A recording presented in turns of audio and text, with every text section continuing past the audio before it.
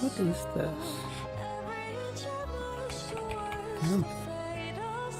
Wow, okay, that was hand, that was up.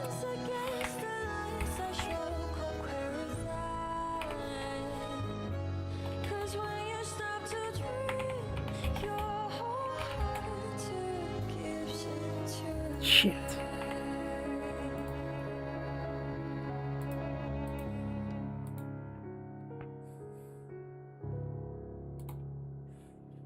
What the fuck is this?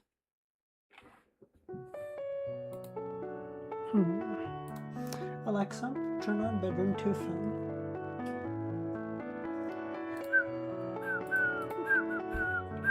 Awareness, how's it going, man? How you doing? What the fuck is this? Excuse me?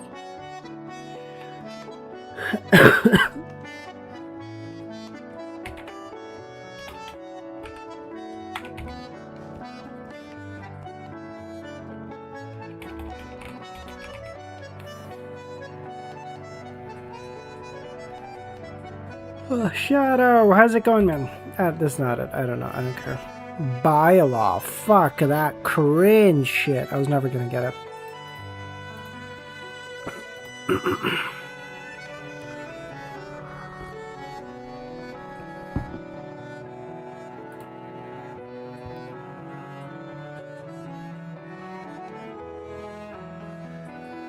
To hose someone, to fleece someone, to squeeze someone, and to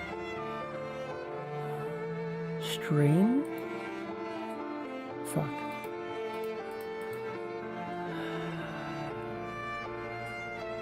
Primary, main.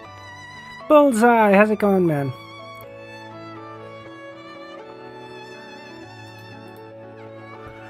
I'm good. How you guys doing? I'm feeling a lot better today. I'm still not 100%, like my voice still feels a little off. I think maybe you guys can tell too, but I think much better. I can finally talk now. For the past 3 or 4 days, I haven't been able to talk at all, so I'm just glad to be here. Glad to be able to talk. Boil, squeeze. Okay, you strain, you boil, you pour. Oh, how's it going, man? How you doing? Grade line. Or couldn't you talk? Oh, I just had like a really bad sore throat the last couple of days. A lot better today. I took some amoxicillin yesterday. I think that's what mainly did it, and probably just the rest as well. Because I didn't have to talk for work yesterday, so that probably helped a decent bit too. And that was my thing. I could have streamed yesterday. One, my voice would have been all grainy and disgusting and shit. But secondly, it probably would have made it worse. So it was better if I just took a day off and then be able to stream the next. Because like I'm off tomorrow too. So tomorrow, if I feel completely at 100%, we can do like a 3-hour stream or whatever. Okay. Okay, I already made that joke, Hope. So it kind of feels like you're just fucking taking them off me. But yes, the hentai virus is kind of scary though.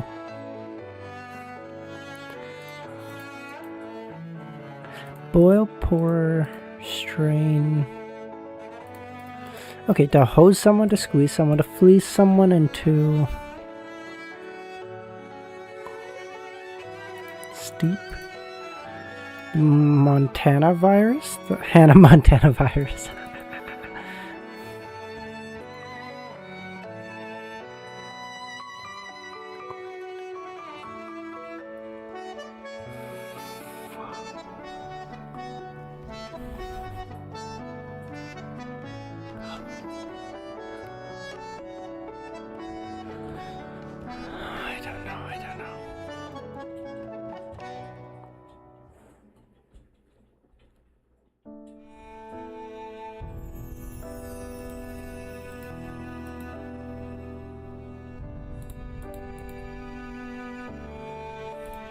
I don't know. I'm done. Fucking get me away from here. Today's connections are shit.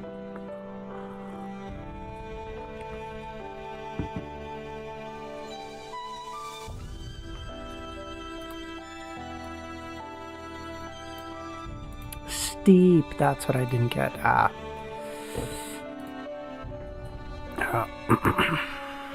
Cuddle. I'm gonna get none of the fucking daily games today.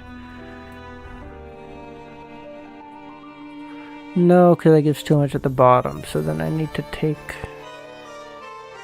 this off here. Fuck. See, I'm gonna get none of them today. I'm gonna get none of them. It's so sad. It's so sad. It's so over, boys. I'm washed.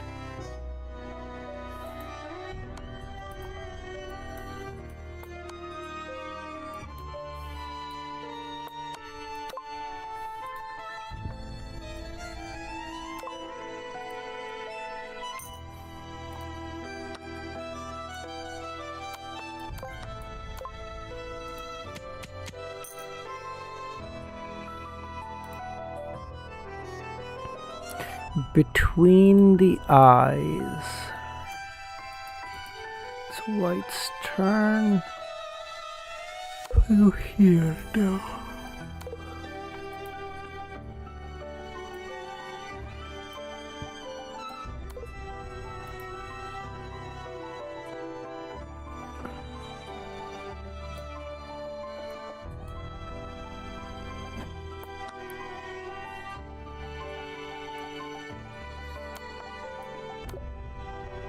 Got him.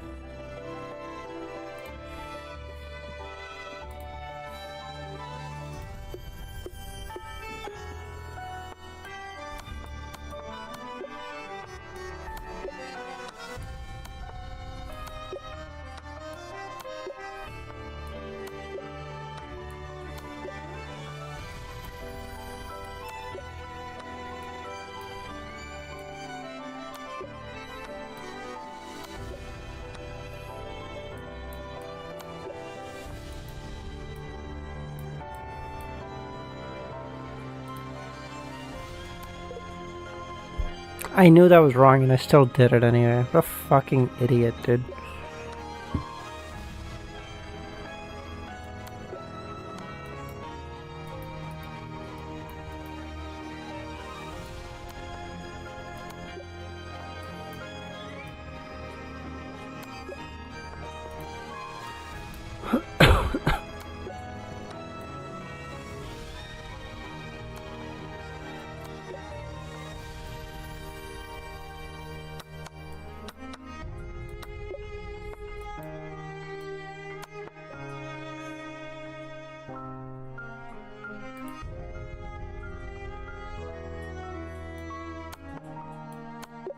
Nice. Clever.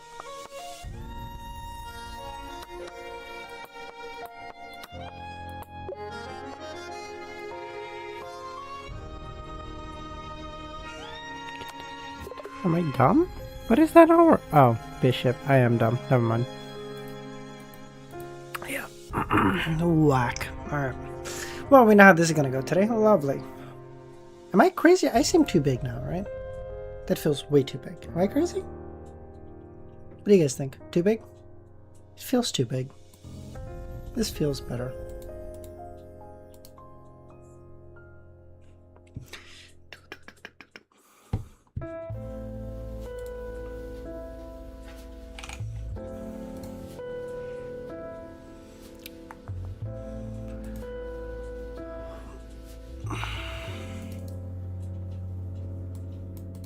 6:15.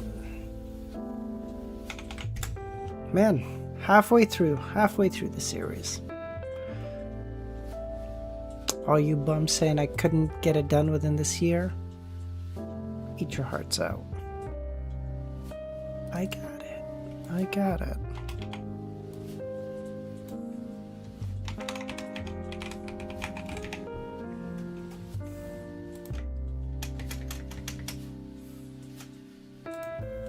200%. Okay. Fuck you, Hope.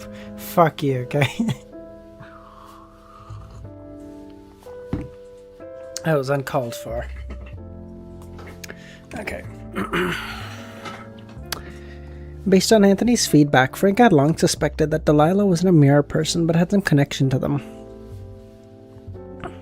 Bug, how's it going, man? Otherwise, she wouldn't have reacted abnormally without knowing anything. Hope, you've been a member for like whatever. What are you talking about? Wait, what happens if I gift right now when there's not enough people? Yeah, awareness. So it chooses from like, I think it's like a list of like the people who have joined stream in the past 30 days or something, and then just gives it to them.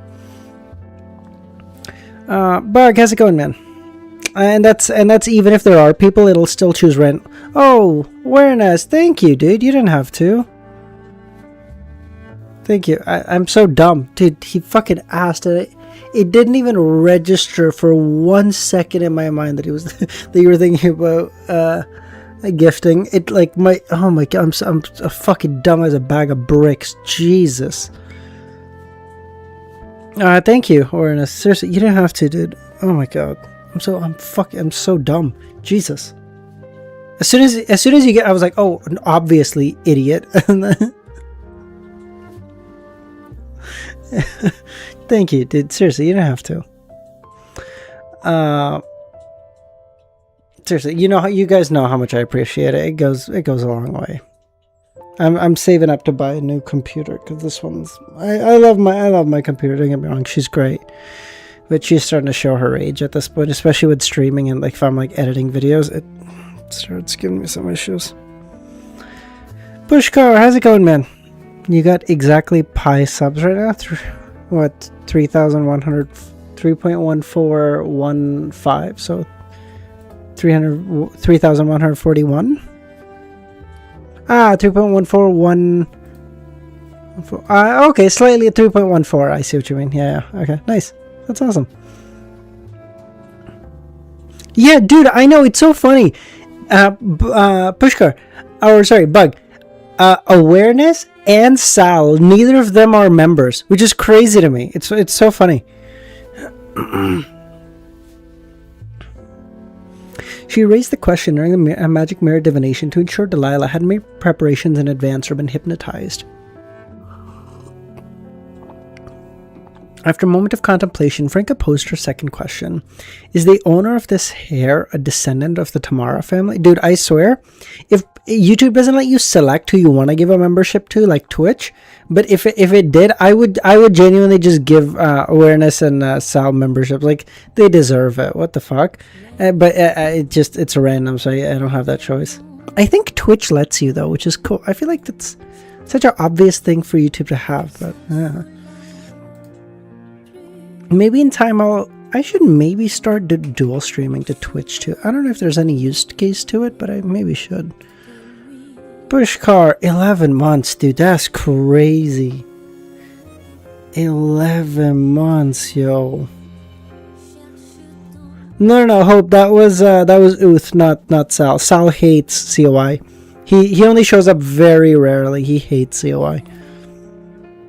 Zaza, how's it going, man?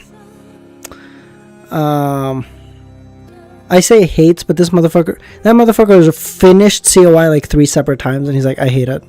Crazy shit. I do sound a bit better. Thank you, bud.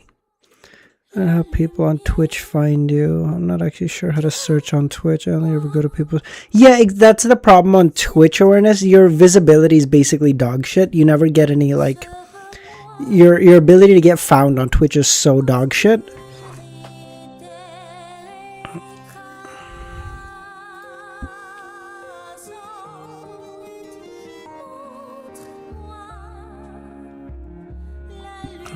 Franca posed her second question. Is the owner of this hair a descendant of the Tamara family? No. Aw, Zaza, no. You're the real, all of you guys. You guys who pop in. I appreciate you guys so much. Like, I know I don't say it enough, and I'm not really good at vocalizing my words. Talk about the fucking curse of being a minority. Jesus Christ.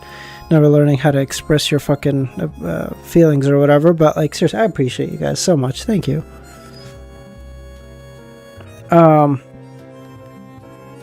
Okay, don't phrase it like... Bug, why? Don't phrase it like that.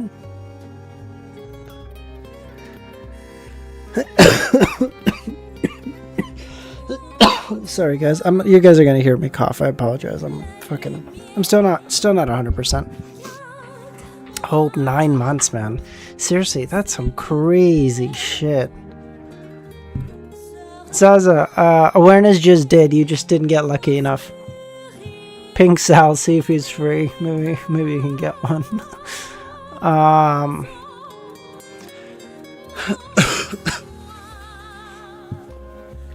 Not a descendant of the Tamara family. I know, Zaza, I know. I know, buddy.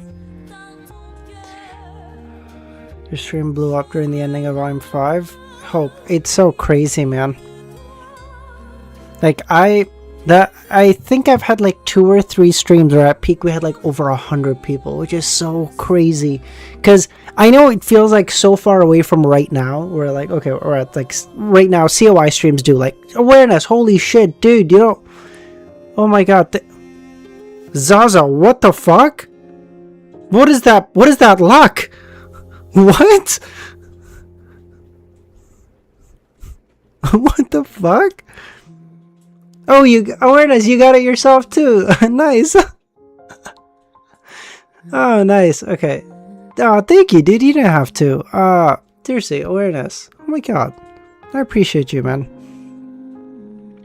Dude, the 80 pull. Dude, genuinely, that you're like, you reach the pity. What the fuck? Oh my god, that's awesome. That's so jokes.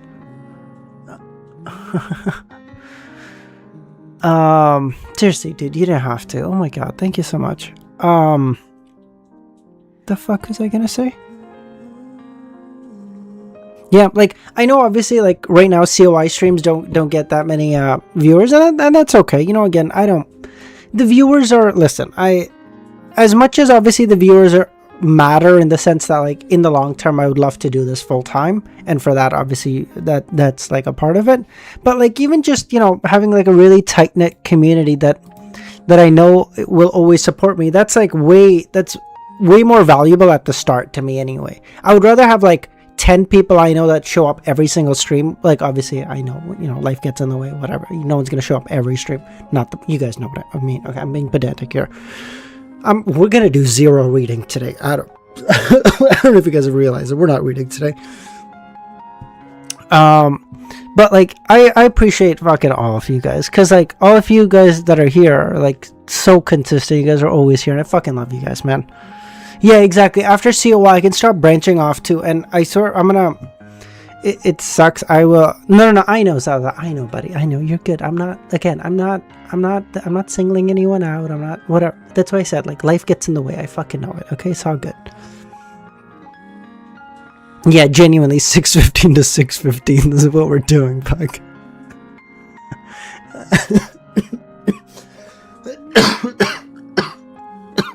Dude, genuinely, when I start getting like into MX, how's it going? I start getting into like coughing fits, and I feel like a fucking grizzled 70-year-old fucking rancher who's been smoking since he was 14 years old. And I'm like, oh shit, brother, I'm gonna forget.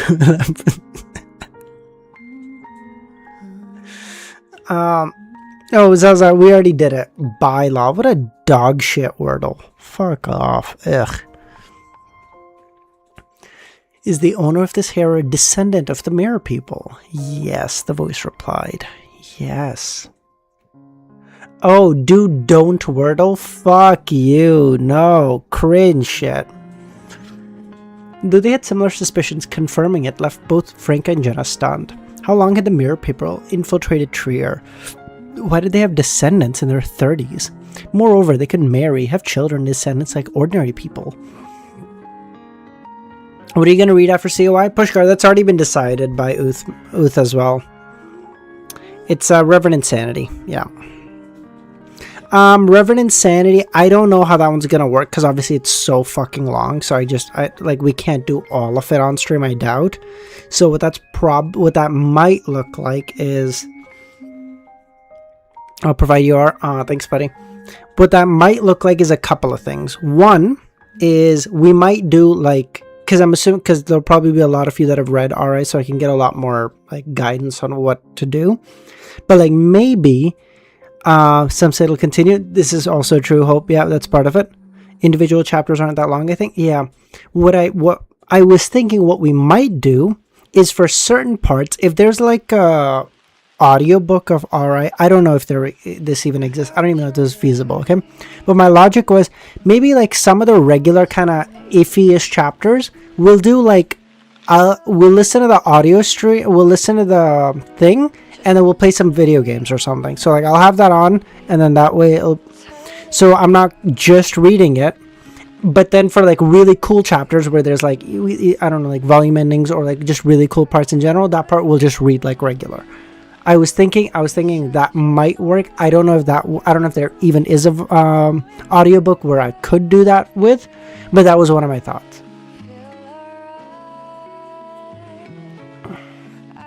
If any of you fucking give that idea to fucking Easy and he does it before me, I swear to God, I'm gonna kill myself on stream. I'll do it. And I'm gonna fucking leave behind a letter with who's ever named that told him, okay? And then I'm gonna fucking 13 reasons why your ass, you bitch. I've never seen the show, by the way. I don't know.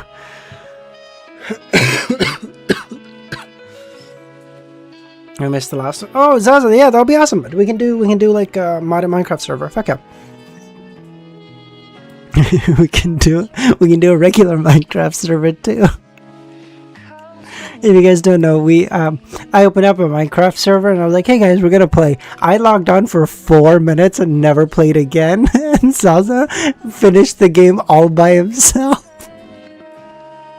He was like message every day like, hey guys, you guys get it? And I was like, yeah, I'm just a little busy right now, later. None of us ever logged on. Okay, no, stop. Okay, stop. Okay, we're gonna read. Stop it. No. We've been shooting this shit for half an hour. Okay, stop it. The first server was so much fun, Pushkar. According to the information gathered, the municipal modifications in underground Trier, particularly the catacombs, were implemented to address the leakage of the 4th Epoch Trier seal. Mirror people had already replaced the originals by then, making it reasonable for them to inhabit Trier, Anthony said after some thought. The problem now is that mirror people can actually have descendants normally. Or Mpreg Wiz Emo? We don't have that? What are you talking about? Oh, Zaza, you fucking bitch. It was... Okay, sorry. Okay. Really small thing, okay? So I hadn't played Minecraft for a long time, okay? And so, like, I was still, like, iffy. And so me and Zaza go to the nether, and I'm shitting my pants because I'm like, I'm gonna die, okay? And the whole time Zaza's like, hey, like, don't attack the piglins. I'm like, yeah, I'm not a fucking idiot, okay? He goes, don't fall into the lava. I go, yeah, I'm not a fucking idiot, okay? This motherfucker attacks the piglins. So now we have to like hold up on top of a tower for like half an hour until they de-aggro. Okay, whatever. You know what? Shit happens. This motherfucker falls into lava and dies. Leaves me stranded in the middle of butt-fuck nowhere. Thousands of blocks away from the portal. I had to find the fucking fortress all by myself. Collect the netherite all by myself.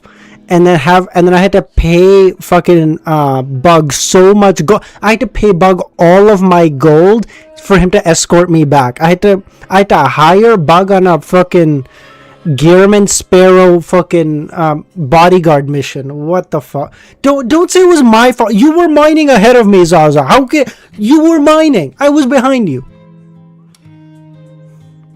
bro. Bug genuinely fucking Gearman sparrowed me though. I had like 30 blocks of gold or something, like a crazy amount of gold, okay? And then he goes, and I go, okay, listen, I'll give you like 15 bucks. I go, I'll give you half. And he goes, yeah, that's fine. That's great. So like he's making his way over, okay? He's like, hey, wow, you're really far. I go, yeah, I know, I'm sorry, but he goes, I don't know if I even want to do this for 15 bucks of gold. He's already like halfway to me. I go, okay, I'll give you 20. Like, okay. He's like, okay, fine. Keeps coming closer. I go, wow, there's a lot of lava here. I go, yeah, I'm sorry, but wow, this is really rough. I go, okay, listen, I'll give you a little tip on top of the 20, okay? Okay. So he gets me, I give him like 20, and then I give him like 5 blocks on top. It's like a tip, okay? Like 25% tip.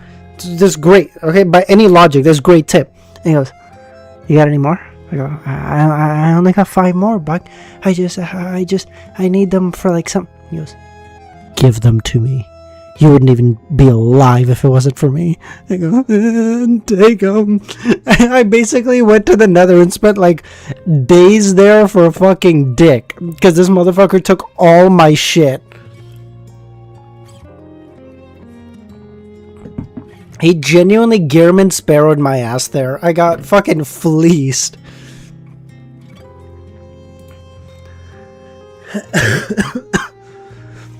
Okay. According to the information gathered, the municipal modifications in underground Trier, particularly the catacombs, were implemented to address the leakage of the 4th Epoch Trier seal. Mirror people had already replaced the originals by then, making it reasonable for them to inhabit Trier. The problem now is that the Mirror people can actually have descendants. One more thing, did a descendant of the Tamara family bring the mirror world fragments into the catacombs in recent decades, or was it a special mirror person searching for something that ended up perishing in there? Or could it be that before 4th Epoch Trier sank or was sealed, mirror people were already active on this land? Your latter conjecture is a little terrifying. Don't say that's business, okay? Don't say that's business.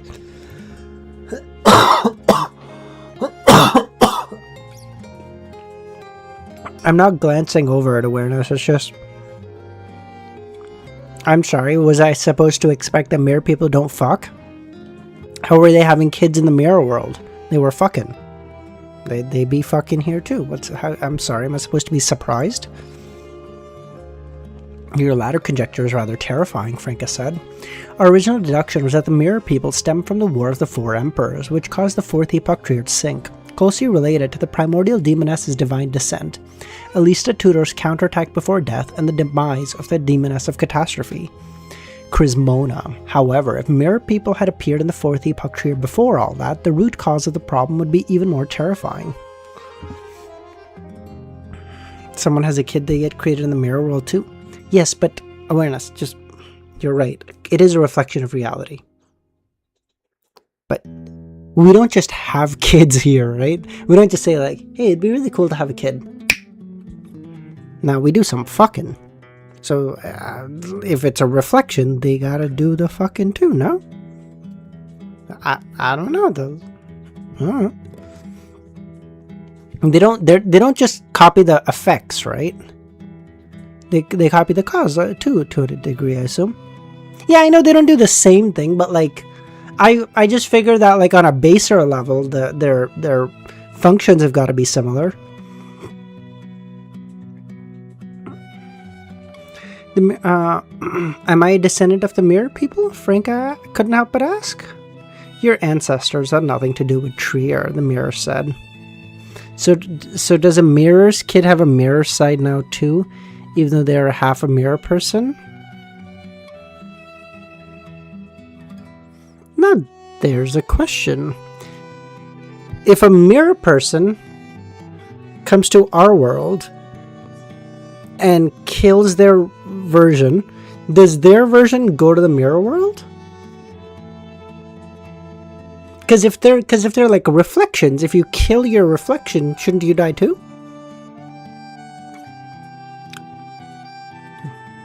Something to think about. Does that mean I can't be related to the mirror people? Wait a minute. So you're not an emotionless answering machine, Franca said. You don't have to strictly adhere to the corresponding rules. The darkness on the mirror's surface dissipated, and the voice ceased. Did you catch the helplessness in that answer? Jenna said. Hey, don't whisper in front of me, I can hear you, Franca said. Fortunately, it said no. If it was yes, that'd be rather terrifying. Your grandfather or great-grandfather shouldn't be Treerans, right? I'm not even Treeran myself, Anthony replied. The generations of my father and mother's grandfathers came to Trier. Now the direction of the investigation is clear.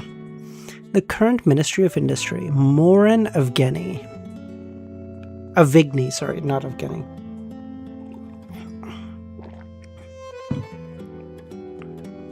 Bro, acting like an answering machine.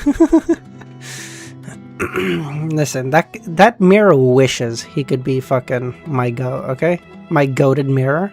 You're not that guy, pal. She pondered whether to conduct a covert investigation to gather crucial information or to promptly inform 007 and the Eternal Blazing Sun to handle it. Opting for the latter potentially meant constraints due to confidentiality principles. Amidst a whistle, a ship steered into Port Cola on the southern coastline of the Phaenopotter Kingdom. It was mid-November, and Trier was gripped by cold weather. Although...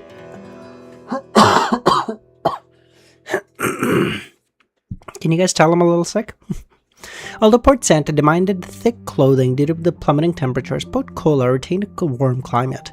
Passerbys adorned themselves in a fancy short-sleeved shirt and loose pants.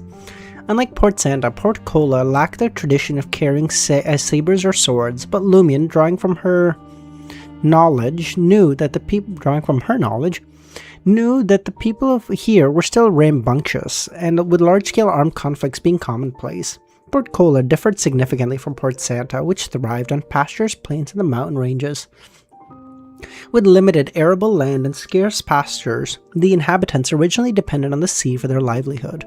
Over generations, the Church of the Earth Mother's advancements in land development, seed cultivation, and livestock breeding transformed Port Cola, while the region achieved a level of self-sufficiency in food production.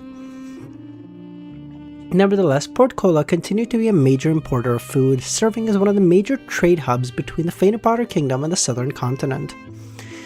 Captain Pedro, standing beside Lumion, observed, "It's the dry season, so the weather isn't as hot, and there isn't much rain. It's the most comfortable period in Port Cola. You're welcome to visit." Lumion, leaning against the shipboard, directed his gaze at the sea. "Is that the Berserk Sea?" "That's right.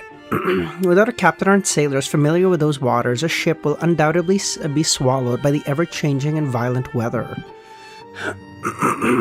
Good lord. Shipwrecks occur around Port Cola every year, claiming many lives. When the majority of passengers disembarked, Lumion guided Ludwig and Lugano to the captain's residence. He intended to assess the situation of his eldest daughter, Sala, and her lover. Sala? I don't know. Carrying a suitcase and holding Ludwig's hand, Lugano trailed closely behind. It wasn't until they left the dock he realized something startling. His employer and the captain were conversing in Highlander. "Harsh, how's it going, man?" Since departing from Port Santa, his employer and the ship's occupants had been using Highlander for most communication. When did he learn Highlander? Shut the fuck up, Harsh. As Lugano observed his employer's retreating figure, he fell into a silence. Port Cola, 7 White Shark Street. A 5-story building with a front lawn and a charming garden in the rear. It was a home to nearly 30 people, under Pedro's care. Or Pedro's mother's care. Passing through the iron gates, Lumion spotted a couple strolling an arm. Both young, the woman in her early 20s possessing brown hair, brown eyes, and a naturally fair skin. Although her appearance was remarkable, Lumion, accustomed to interacting with demonesses, deemed her decent. Okay, that's crazy. The man in his mid-20s had ordinary features, single eyelids, and curly brown hair. Sala, let me introduce you. This is the great adventurer Louis Barry. His experiences will soon reach Cola. Pedro introduced. "What kind of legendary experiences?" Sala said. Does earning 300,000 riso from a commission count? Pedro replied. 300,000? That was a huge fortune for most people. Lumion observed the father-daughter interactions with a smile, and in his peripheral visions caught a darkening expression on Sayla's lover. Jealousy? Vigilance? Worry? Pedro then introduced Sayla's lover, Floris, Sayla's fiancé. They met in Phaenopotter City.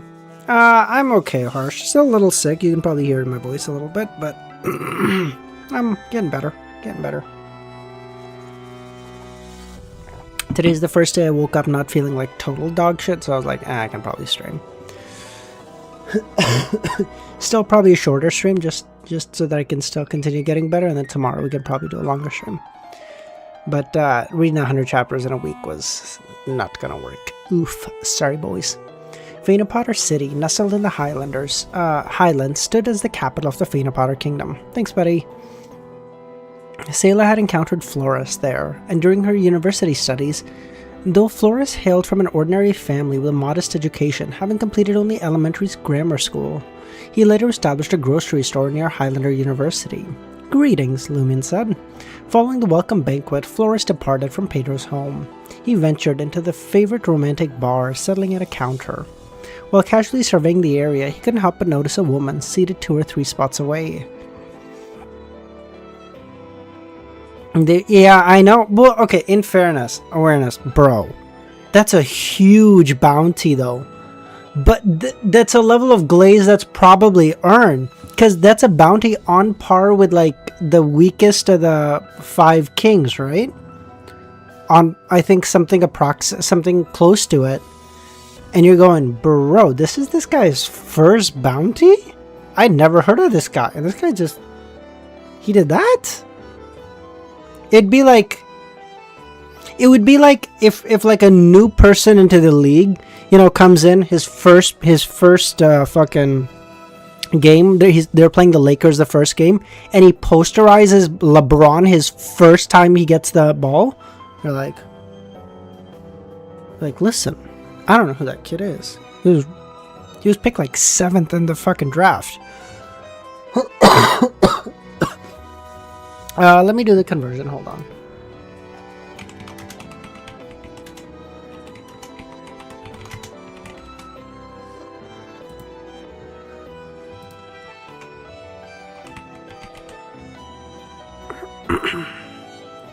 So 1 riso is 2 Viral d'Or, and 12 riso is approximately £1. So 300,000 divided by 12, basically, is what we're looking at for pounds. 25,000 pounds.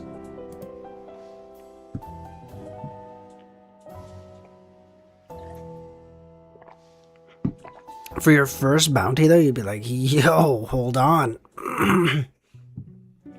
He kind of cooking, though.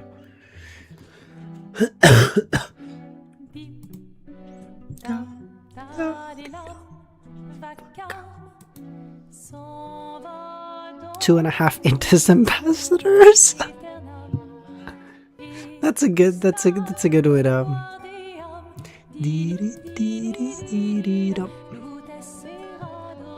W scale, genuinely.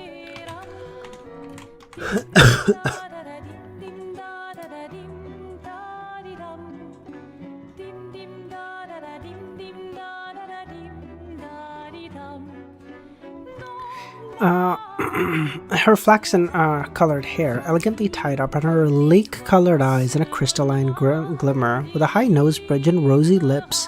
Even her side profile was breathtakingly beautiful.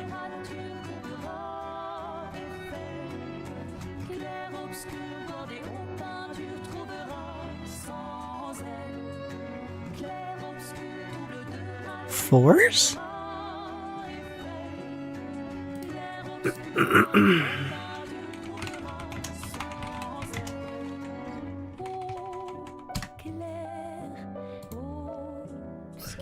Danitz's bounty was like 10,000 or something, right? I feel like. After like oh no, Mr. 4,200 pound bounty. Okay, got him.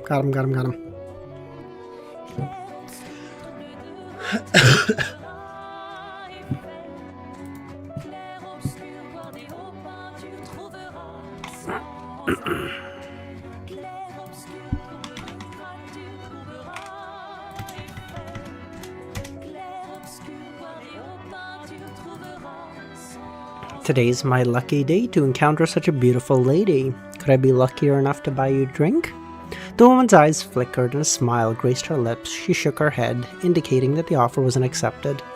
Undeterred, Floris wanted to say more, but he noticed the woman's expression cooling off, prompting him to retreat.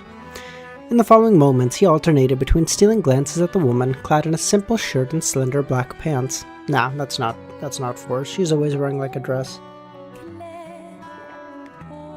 And observing the rim of her glass, watching it touched by her moist red lips. The fuck? Floris's body heated up and his mouth grew dry. The more beer he drank, the harder it became to quench his thirst. Eventually, the woman finished her menzan, placed her tall glass on the bar counter and left amidst the soothing music. Bro out here yearning. Floris approached, pulling a soft tissue that had gained popularity in recent years, wiped the edge of the wine glass where the woman's lips had just touched. He then folded the tissue, scanning the area around the bar stool, collecting a few flaxen-colored hairs.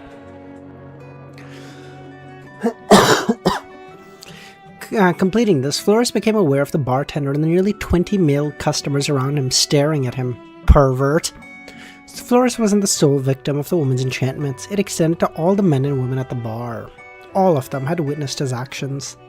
Despite the stares, Floris kept his composure as if nothing had happened. He vowed to never return to this bar. He had harbored no regrets for his actions. Good lord, my voice is cooked. Although I will say, I heard Kami sent me a fucking snippet of Dara's voice during her last stream. Holy cook. You guys were making her stream sounding like that? Bro, let her have the day off. What the fuck? On the way back to the apartment, Floris's heart pulsed with anticipation, fueled by the promise of gains. His pace quickened. Upon reaching his residence, he drew the curtain and retrieved an old notebook. Inside, a mottled note held a complex vocabulary that didn't belong to any language of the Northern Kingdom, or the Northern Continent. Floris eagerly placed the tissue containing the woman's hair and saliva on the notebook, and then took up the mottled note, reciting, Nabor-Disley. This was the love incantation Floris had chanted upon. With the true name, date of birth, closely related items, or bodily fluids like flesh and blood, he could insert the medium into the notebook and recite the incantation 7 times, compelling the target to fall irrevocably in love with him. This piece of shit. Floris had patiently waited for the opportune moment to orchestrate Pedro's daughter, Selah, to fall and be injured. The timely aid had not only garnered gratitude, but also had facilitated the collection of her blood, fulfilling the conditions for the incantation.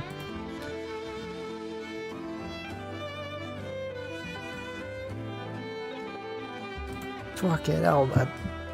Jesus.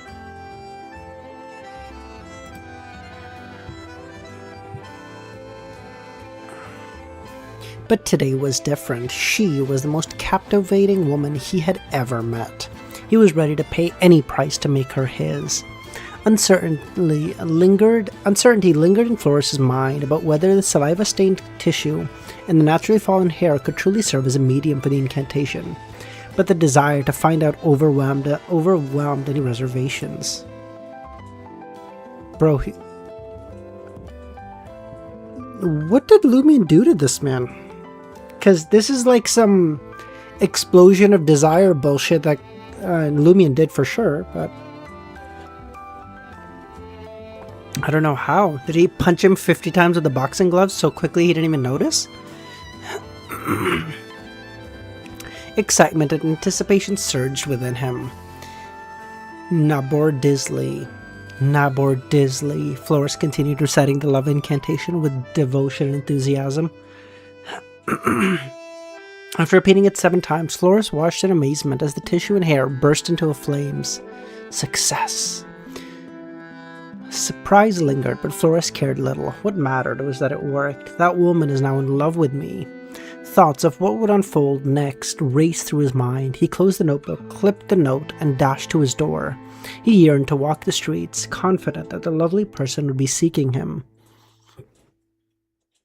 As Flores swung open the door, there she was, the woman from the bar.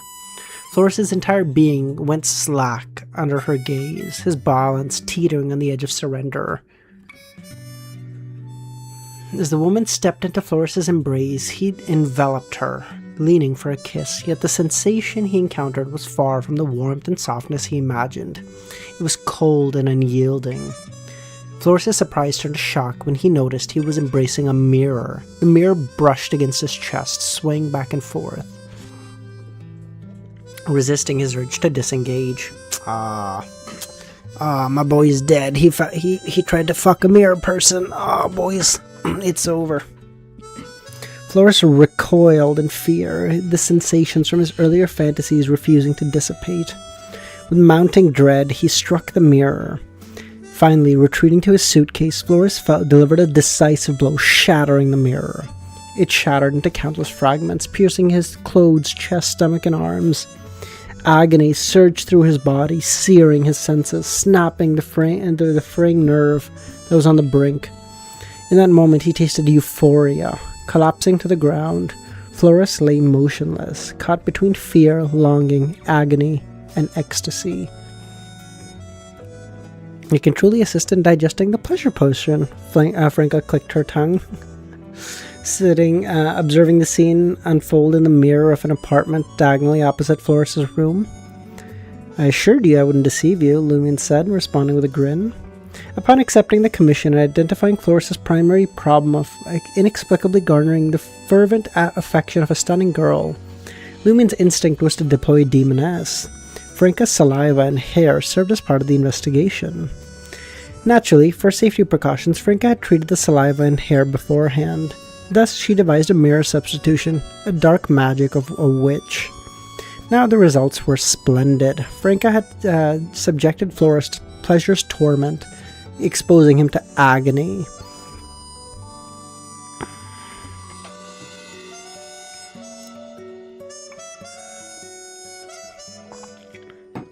I know. Franca's just doing this because she's like a main character and she's like, damn, this would make this book like a rated R. If I start explaining all the ways any of us would likely be digesting that fucking pleasure potion. They're like, alright, we'll find a secondary way, I guess. But you guys know what the right way is, okay? Curious, Flores managed to ensnare my mirror's affection with just a single incantation. No rituals or supplication. Even I can't do that. You can. No incantation or medium needed. Just unleash your charm, Lumion chuckled. You're starting to resemble an Intesian. Or is this your Faina Potter education? There's another issue, Lumion said. Pedro previously tasked 2 adventurers with probing Flores, but they vanished. And it appears this fellow lacks beyond her powers. That's interesting.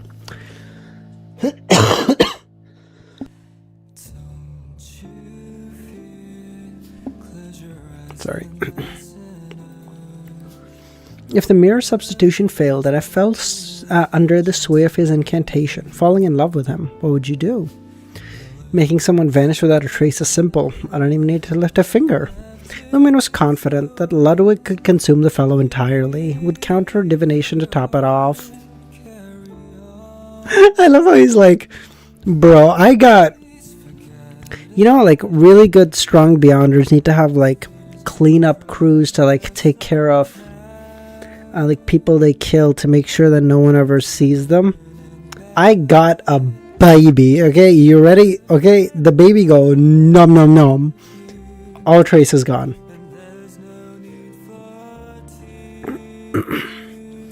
Lumion was confident that Ludwig could consume the fellow entirely. Without waiting for Franca's response, Lumion headed for the door. I'll pay that guy a visit. Keep vigilant for any developments, and beware of mishaps.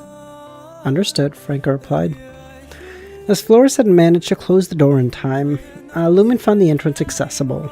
Sensing the intrusion, Flores snapped out of his daze. What are you doing? Louis Barry? The great adventurer? Did Pedro hire you to investigate me? A love incantation. All you need to do is obtain her true name. Lumen began reciting the Highlander annotation on the notebook. The incantation's pronunciation is... Flores' face had already turned sickly white, as if he could foresee the impending demise of his reputation. Where did this come from? Lumen asked. Cold sweat broke out on Flores' head. Suddenly he shouted, Nabor Disley! This time there was no target or medium. Simultaneously, Lumen sensed his surroundings fall silent as an aura enveloped the room.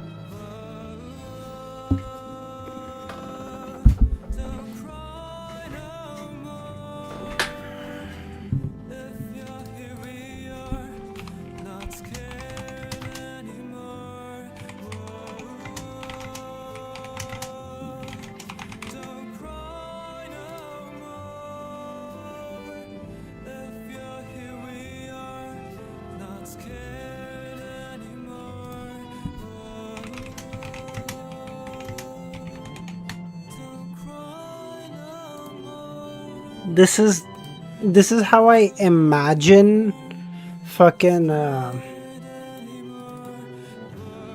this is how I imagine Ludwig anytime like Lumen brings him a corpse and is like, you can eat it. This is just what I imagine, like just one big bite is all it takes, baby.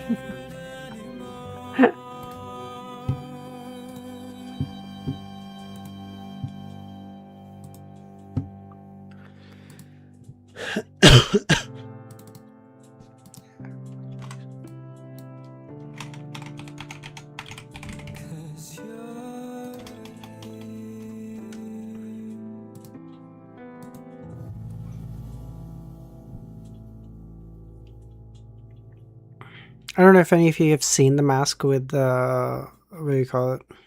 What's his name?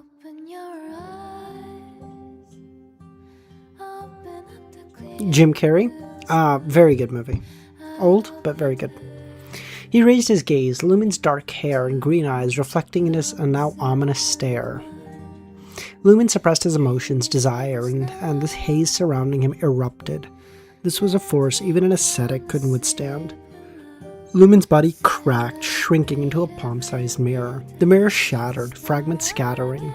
In the room opposite, Lumen materialized beside Franca.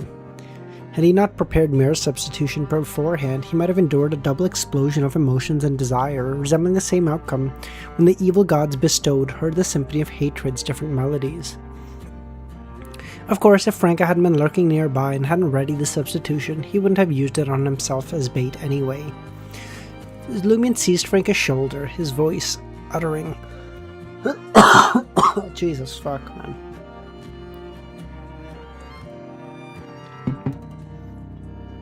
Let's leave this place. He promptly activated the black mark on his shoulder in an attempt to teleport away. Confronting with the adversary capable of exploiting his weakness, Lumen's initial response was to switch to support, utilizing the abilities from distance.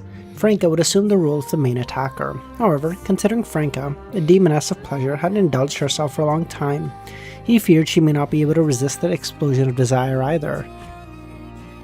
It seemed prudent to retreat. At that moment, a voice alternating between masculinity and femininity echoed between Franca and Lumen's ears. There's no need to rush. I've changed my mind. I wish to make a deal with you. A deal? After some thought, they chose to stay put. Simultaneously, Lumen sank into his consciousness, ready to activate the remnant aura of at least a Tudor.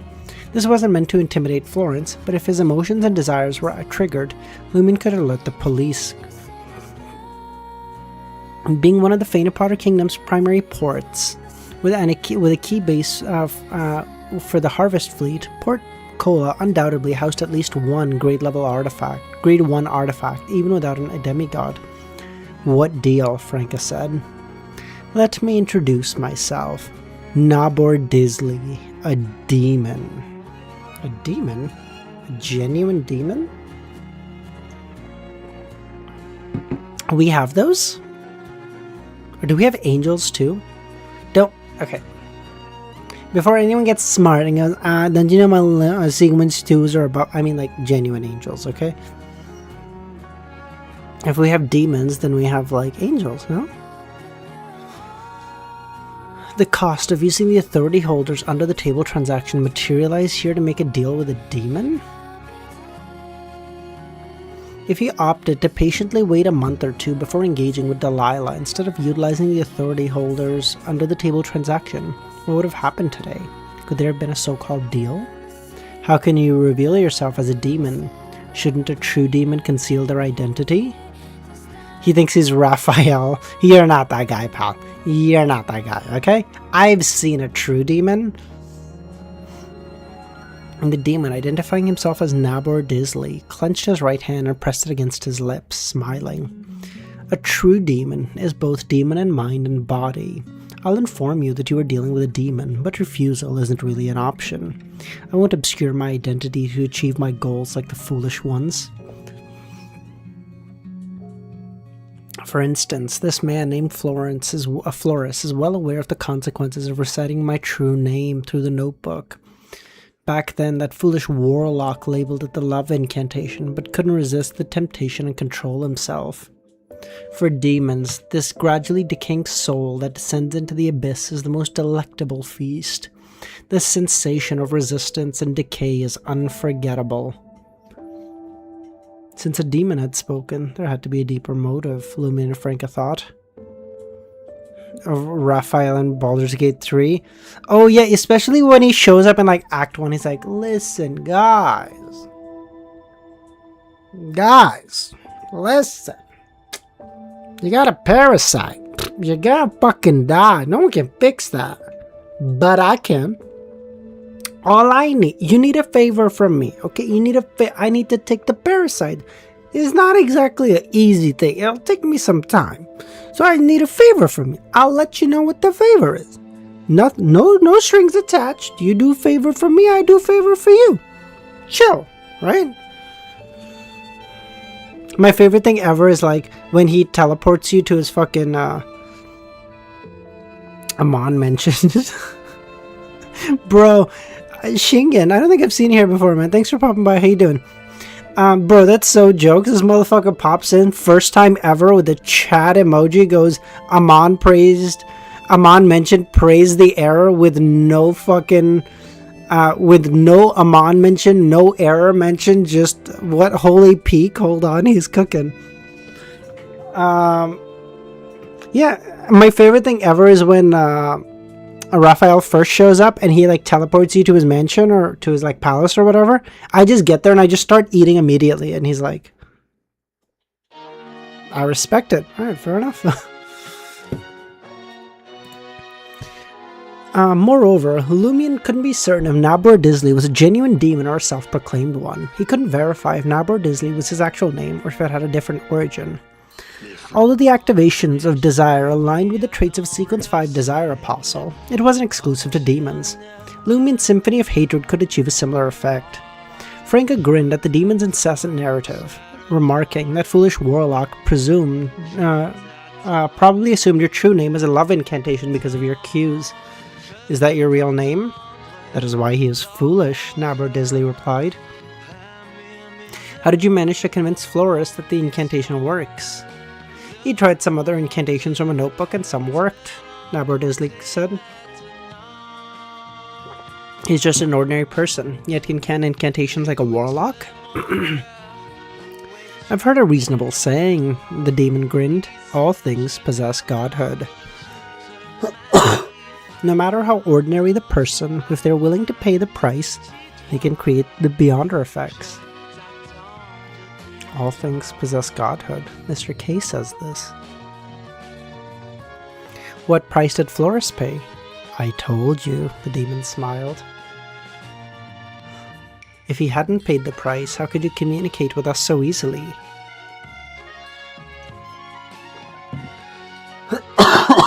Oh, binding vows is actually a great point, yeah. Did you have a hand in the deaths of the two adventurers who were investigating Florist? Consider it a bit of interest, Nabor Disley replied. You lack the necessary courtesy. He pulled over a chair and sat down. Because we never considered making a deal with you, Franco replied. I won't make a deal with a demon. Boys, give me 2 seconds. I'm just gonna run to the washroom, okay? Sorry. Give me 1 second. Hold on. I just realized something.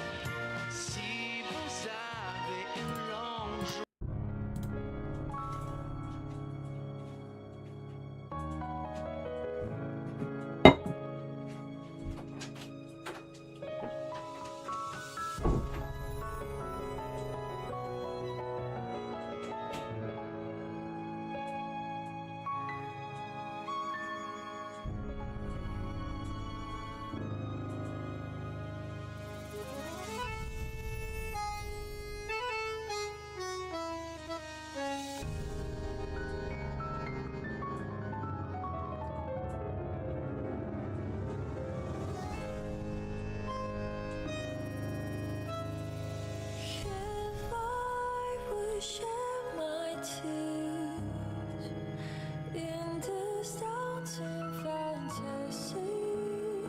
Many of them call reality.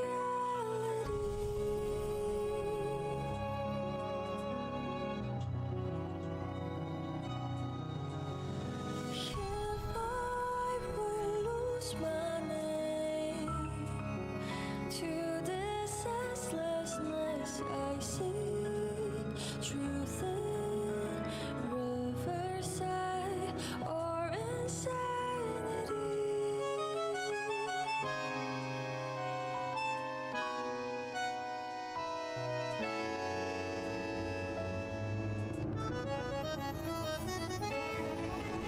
Polish the giants, losing the horse, build up the seas, set the serpents alight.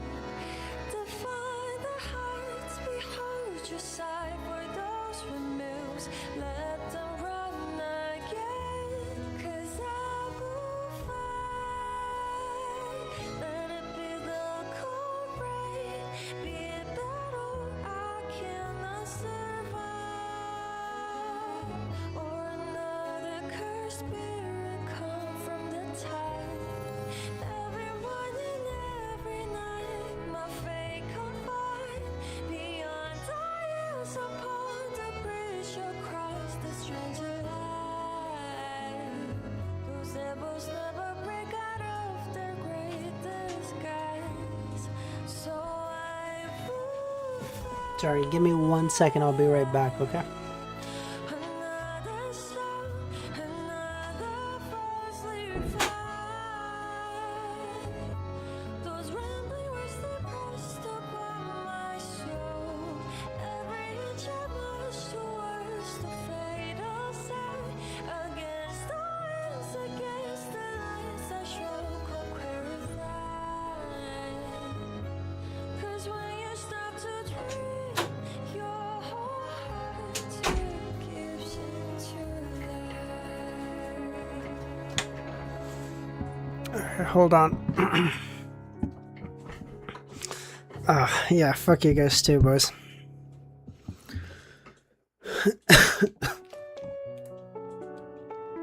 Alright. I am back. Chair Wiz is dead. I killed him. I broke him. I don't know, is that better? I feel like it'd be more accurate.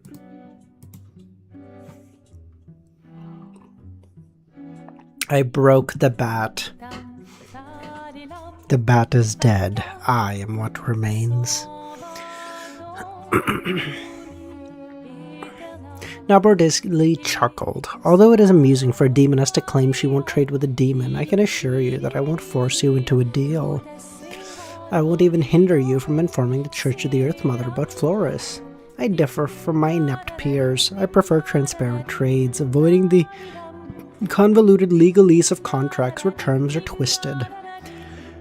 I'll make you choose to trade with me, even knowing the content and price.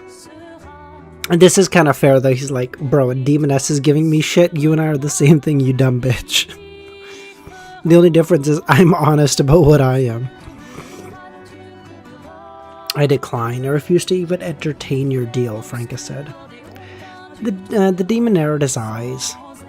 You can listen before deciding. I won't boast that I can fulfill any of your wishes, but I can help you fulfill most of them. This is a promise from an ancient demon. Ancient? Have you heard of the ancient sun god? Lumion asked. I am aware. Can you tell me of him? The deity I know now, I believe in now, seems to be the resurrected him. Lumion's lips curled up, revealing 2 rows of teeth.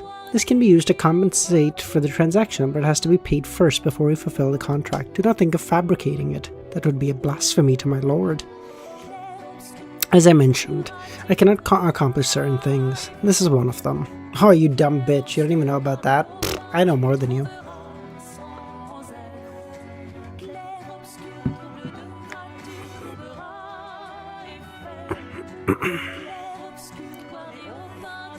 When one is humble enough, it is difficult to win a war of words, Lumion sighed.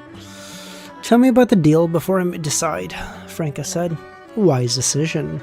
I hope you can help me kill another demon's descendant. He resides somewhere in the Berserk Sea. Do not worry.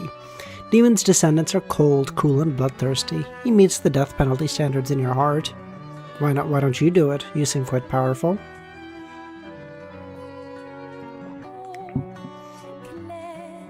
Any abnormal movements from me will attract the attention of the other demons. The reward for this transaction is that I fulfill one of your wishes. It is a predetermined wish that I fulfill. Can you help us digest the potion in your blood? I won't lie to you. I cannot. The digestion of a potion is a personal matter. Of course, I can create conditions and opportunities to help you digest them soon, but whether you seize them, it will depend on yourself. Quite honest, Franca muttered. Saying it yourself is fraud behavior. I feel like ancient is the wrong word to refer to yourself as. I agree. I feel like if you said like, I'm quite an old demon, old I would believe. I'm quite, I have been around for some time. You know, something to that effect, whatever. Ancient is a term that should exclusively be used in the third party. Or maybe the second party could also work. Although the second party is always a weird... Bro is not Merlin. True. This literal demon is more honest than my landlord. Shingen, think about it like this, okay? He's like... I can't remember what this... I can't remember where I heard this, but it was like... you know, like, my rent pays for my landlord's mortgage, right? And he's like, so not only is my paycheck running my house, it's also running this motherfucker's house, okay? So anytime you want to hate your landlord, you say that to yourself, you chuckle a little bit, and you go about your business, okay?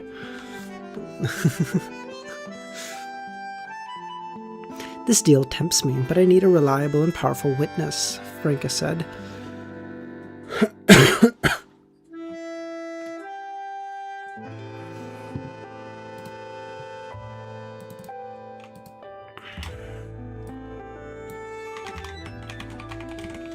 Bro, this motherfucker's just been waiting for a moment to say, like, I want Madam Judgment to be my witness. Little does she know, Madam Magician is way stronger. Madam Judgment is like Madam Magician's little sidekick.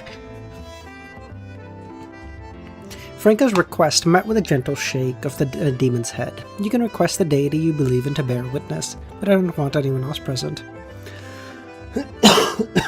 I am a demon. I need to be careful to avoid becoming prey. We can recite a god's name as a witness when signing a contract. For ordinary beyonders who held faith in the EBS or the god of steam machinery, invoking a deity as a witness may offer no more than a psychological comfort. True gods rarely intervene in such trivial matters.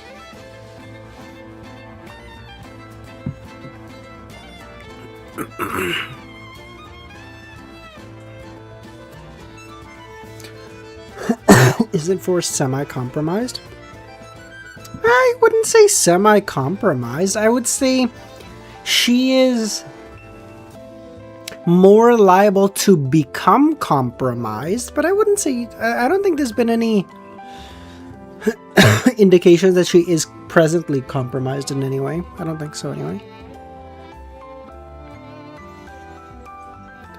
Yet as a minor arcana holder, Lumen and Franca followed the great existence Mr. Fool. Simply invoking his name could draw his attention. 0% compromised, 80% liability, 100%. Shingen, you have just fucking jumped up the ranks from like a newbie to like a class A viewer, okay? That might be one of the most goated fucking messages anyone's ever put in my chat. Holy shit. Shingen is cooking. Hold on. Let this man cook. Franca's heart raced with uncertainty. Could she strike a deal with the demon under the watchful gaze of Mr. Fool?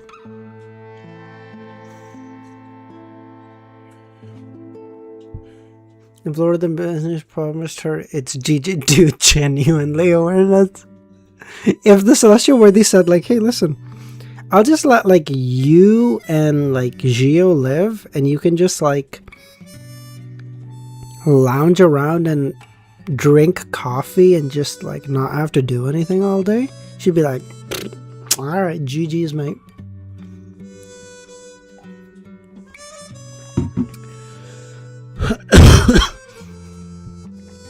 This is a fair transaction. There is no coercion. Same for you and me. If you insist that there must be a powerful witness present, I choose to give up. It is best if you don't agree. Don't even make a false promise. Chermy Boris's voice resounded in Lumen's mind. Lumen found himself taken aback as the angel warned him. Alarmed, Lumen pushed aside the thoughts of Chermy Boris's intentions, choosing to instead focus on scrutinizing the demon's every move. The more Lumen thought, the more alarmed he became, initially planning to teleport away. He and Franca had gradually shifted their stance, considering the demon's proposition. Their plan had evolved from seeking the presence of a powerful arbiter as a witness to now contemplating a deal without one. Compromising one step at a time, changing bit by bit, similar to the demon's description of degenerating bit by bit.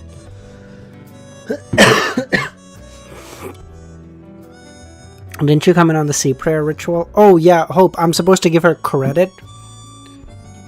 I'm supposed to give her credit for stopping a black hole. She did that because she was like, oh damn, if I don't, then like my apartment loses like all of its value, and I just I guess I'll go. Showing in at the last possible moment, that lazy bitch. She could have saved so many people if she just showed up earlier. Fuck her. I'm not giving her credit for that. I refuse.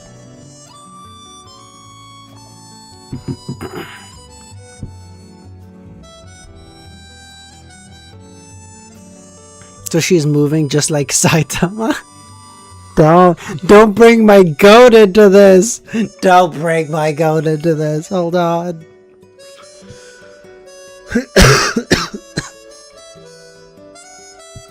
It is said that demons aren't just about the body, but also of the mind. Lumen snapped out of his reverie, sensing a possible influence on the demon, or by the demon on them both. It seemed the signs of a spectator's presence. Oh my god. Even in this state, Franca displayed remarkable control over her emotions. We don't require a witness, but I need to confirm something. What? The demon said. Lumen turned to Franca, conveying that he would handle this. I need to verify that the name you're using now, the name you'll use in the contract, is your real name. Deliberately avoiding the term Nabor Disley, Lumen exercised caution. Sure, as a demon, I don't just dislike, but I also admire your caution. The demon said, Bullseye! How's it going, man? It was awareness.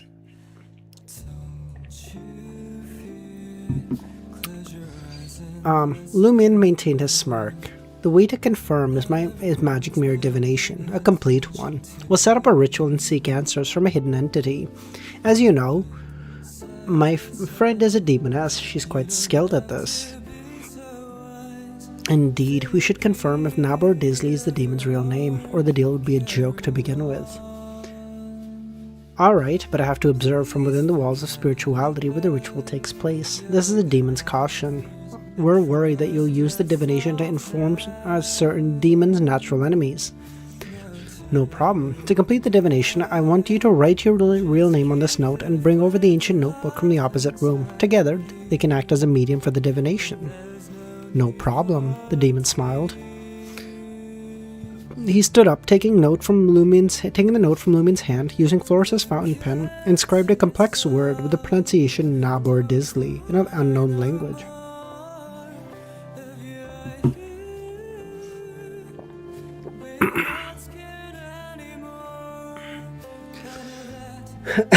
So-called ancient demon, yeah, I know. The demon then left for Floris's apartment, retrieving the notebook and note. Lumine had already arranged a simple ritual, placing 3 candles and a mirror on a table. Before the demon returned, Frank approached him. The usual divination target? Lumine shook his head, indicating they weren't.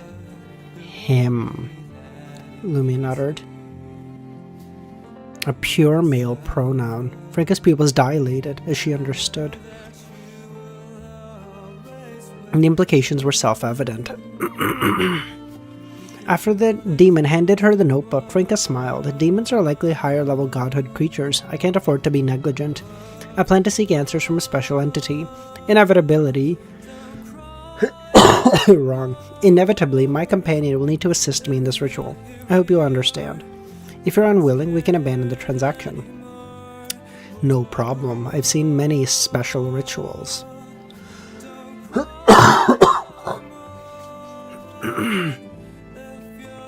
His implication was clear.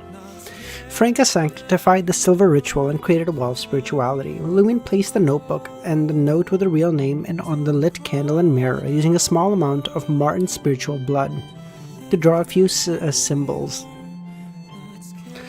Nabor Disley muttered, seeking guidance from fate, questioning an entity of this domain.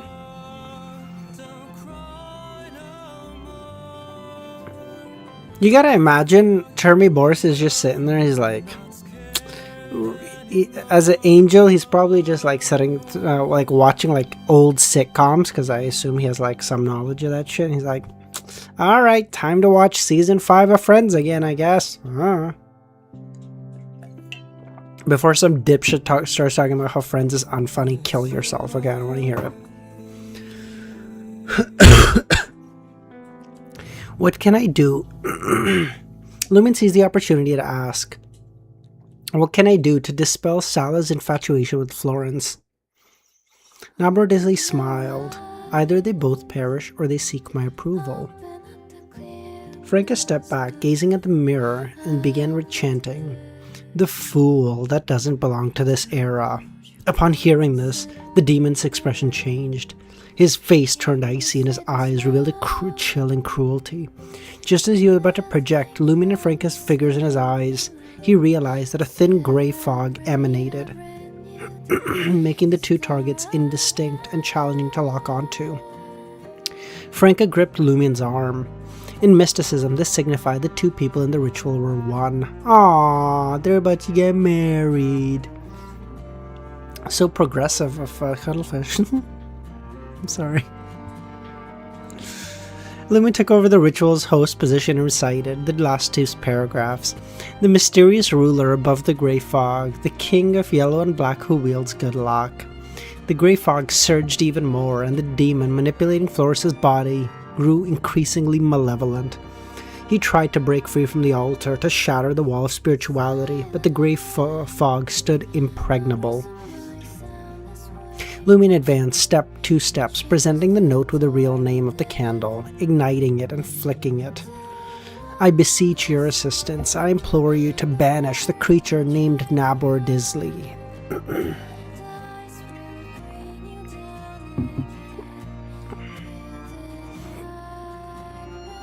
The demon in control of Floris's body opened his mouth, emanating a sharp cry.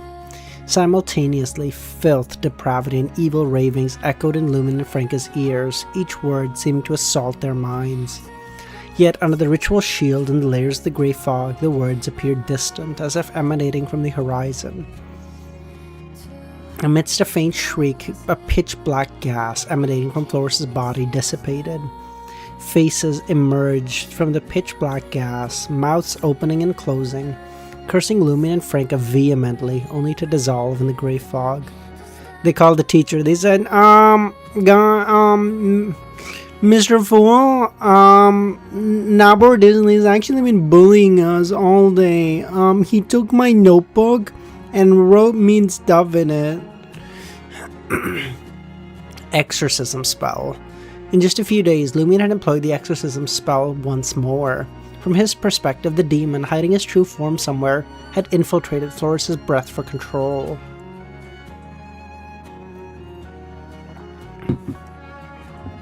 Was akin to a wraith possessing another. Most surprising was the effectiveness of the name. Of course, if it wasn't his true name, the spell would have proved futile, and Lumion could resort to Mr. Fool's complete honorific name to intimidate the demon. This time, it wasn't Mr. Fool's seal on his chest that answered, but the great existence himself.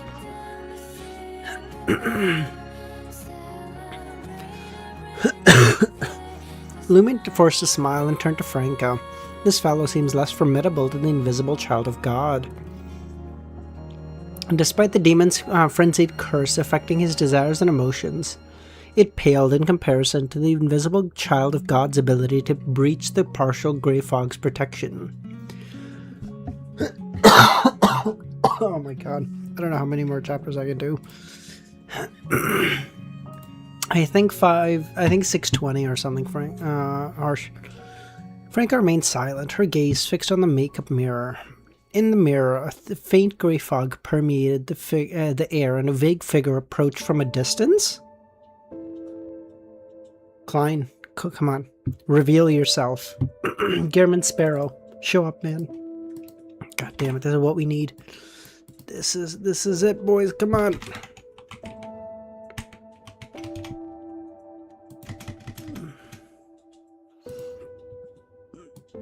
I need this. Cuttlefish, please. I don't know how much longer I can keep reading. Show me my goat.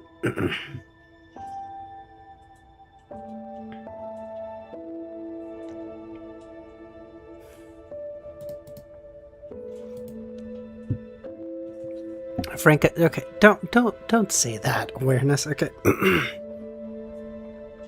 I love how I'm so like mean and so unhinged, and as soon as someone else says something like this, I'm like, guys, come on, why are we being like this? Let's try to keep it PG friendly. Come on. I'm such a dickhead.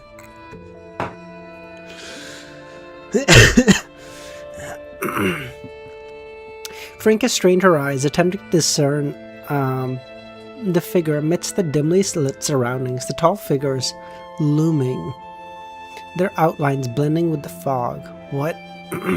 Franca's heart, gripped by the effects of the demon's curse, now surged with shock. Instinctively, she focused all her might on the figure, trying to pierce through the fog and unravel its face. But the thin fog grew hazier. In just 3 or 4 seconds, the mirror reverted to its normal state. Damn, I genuinely just got... fuck. What's wrong? Lumion turned to Flores, lingering in the grey fog. Franca, still captivated by the mirror. Did you see their scene reflected in the mirror? I did. Perhaps it signifies Mr. Fool's divine kingdom. I don't think so, awareness. I feel like it seems to be like a... something of like... signifying Klein's return, maybe?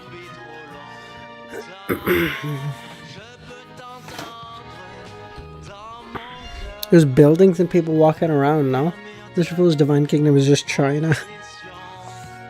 In Mr. Fool's divine kingdom, everyone is just in the middle of the streets bargaining over cheap t-shirts.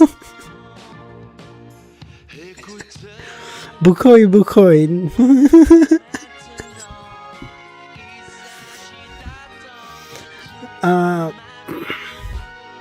Their prayers for the exorcism spell had been directed towards Mr. Fool.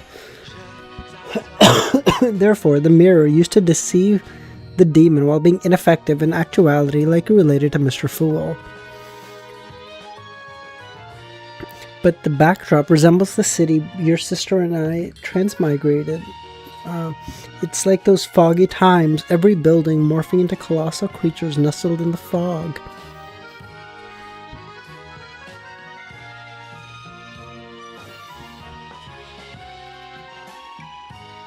Don't forget about the celestial worthy. He has a close relationship to your homeland.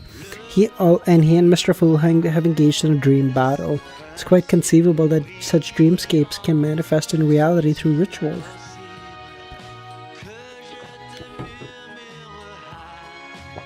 You're right, Franca said. I just got worked up over nothing.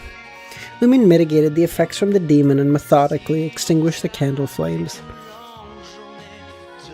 As Franca dissipated the wall of spirituality and the winds howled, Flora seemed to snap back to reality.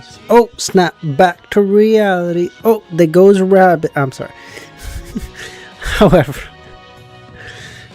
However, upon seeing Lumin and Franca, his face turned into even more pallid shade. Save me! Save me! Flores unleashed a blood-curdling scream. Plague, how's it going, man?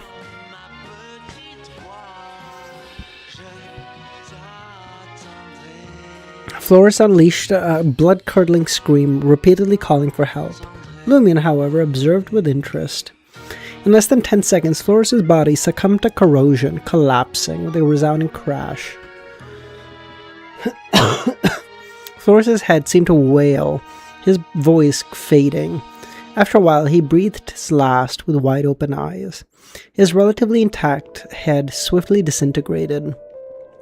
The once illusory liquid lost its evil, mythical aura, revealing the remains of the corpse. Dealing with demons doesn't end well, Franca sighed. Thankfully, we didn't strike a deal for that self-proclaimed demon. Still, I missed an opportunity to eliminate the latent threat of the authority holders under the table transaction. Lumin chuckled. Consider this. I remember Madam Magician's usage instructions, emphasizing the possibility of encountering transactions with evil entities like demons. Recall, it was about encountering transactions, not completing one. You faced it, you chose not to accept. That does make sense, Franca admitted. If you had chosen the lawyer pathway, you might be promising, Franca said.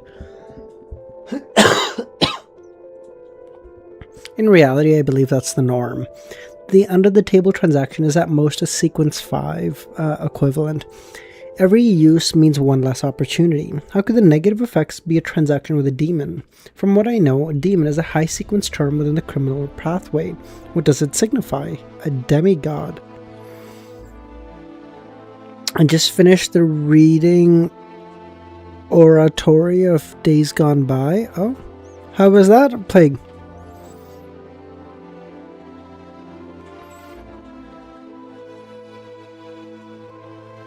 Forrest must be jealous of Klein that he can sleep 24/7.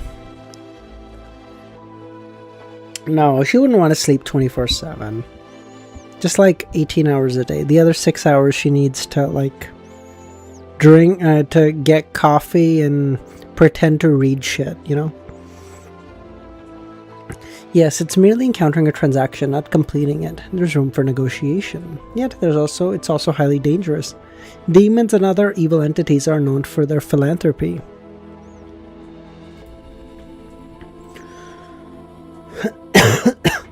If we refuse to trade with them, why would they spare us? If you can't predict it, try approaching it differently. After using the under the authority holders transaction, immediately prepare and take the initiative to create an opportunity to negotiate with demons and other creatures. Set the pace and manage the risk. For instance, invite them to St. Viev Cathedral for a deal. She's reading Reverend Insanity. Don't say that. I have to read that after this, Shingen. I get to read that after this. St. Viev Cathedral might not be suitable, but other such locations did make sense. For example, the Crismona Night Pillar.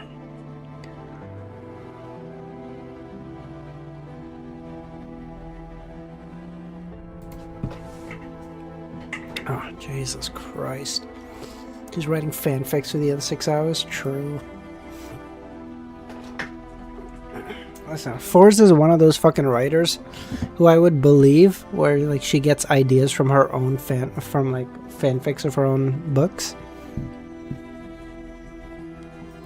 Shit writer anyway. Streams absolute cinema. Hell yeah. And that's an interesting idea, Franca commented. In the past, when facing the negative effects of mystical items, we always endured and waited passively. Taking the initiative seems quite intelligent. Hunters indeed have their own ways. Taking the initiative involved making preparations in advance. Of course, taking the initiative didn't necessarily mean triggering the effects. Floris's screams have likely attracted the attention of nearby residents. Someone may have called the police. We should get out of here. He gathered the ancient notebook, candles, and other items. Agreed, Franca said. And dark flames ignited in various spots. As the flames flickered, Lumion teleported Franca away, returning to the guest house of the captain's home. Go through the notebook and check if there's a way to dispel the incantation. I'll verify Salah's condition and inform Pedro. He can handle the Church of the Earth Mother and liaise with the local police. Lumion handed the ancient notebook to Franca. Franca settled into the recliner and opened the notebook, suddenly muttering, something feels off. Knowing Lumion, shouldn't he have immediately perused the notebook after the ritual? Why did he leave the moment the police were mentioned? As these thoughts raced through her mind, she came to a moment of realization. The demon's rants and curses had an impact on Lumion, stirring up his desires and emotions. Despite his attempts to endure the onslaught, subtle signs of struggle manifested. Lumion found Pedro in the small living room on the first floor. Mr. Barry, Selah came to me a few moments ago, crying and in pain, saying she dreamt of falling in love with Floris and couldn't wake up. But she suddenly woke up tonight, feeling like it was a nightmare, and wishes to annul the engagement. May I know how you did it? She's back to normal. Because Floris is dead? No. More likely because of Nabor Disley's expulsion. Floris is dead. Did you kill him? Pedro asked. A demon killed him. Lumion recounted the events, avoiding mentioning Nabor Disley by name. Instead, he handed Pedro the love incantation note, tucked in an ancient notebook. You handled the rest. It is advisable to keep Selah in a cathedral or cloister for a month or two. I'm uncertain if the demon will revisit once he recovers. Understood. Pedro clenched his teeth. After receiving the 20,000 gold reso, Lumion returned to his room. This doesn't seem like the notebook of an evil warlock, Franca said. It's more like a collection of novelty hunters' chronicles, containing various legends of devils and demons from the northern and southern continents, spanning over 1,000 years. The last record appears to be 100 years ago. The peculiar incantations scattered within, as if fabricated. One of them mentions the legend of a demon on Hanath Island in the Berserk Sea. Lumion grasped Franca's concern. Nabor Disley had mentioned that the demon descendant he sought to eliminate resided in the Berserk Sea. Perfect. Alright guys, we'll do 6:20 and then we'll leave it there, okay? I know, not a super long stream, but I'm trying to still get better, so...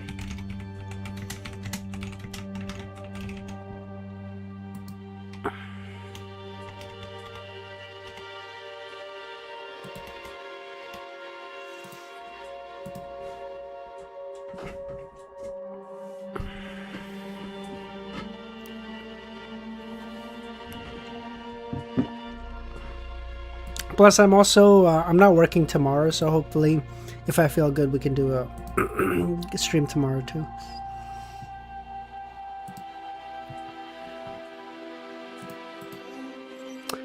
Could it be that some of the demon legends in this notebook are true? Lumion said, flipping through a few notebook pages. Asked Lugano for help. Bro, I wish I had a fucking Beyonder Doctor. That'd be so based. What the fuck?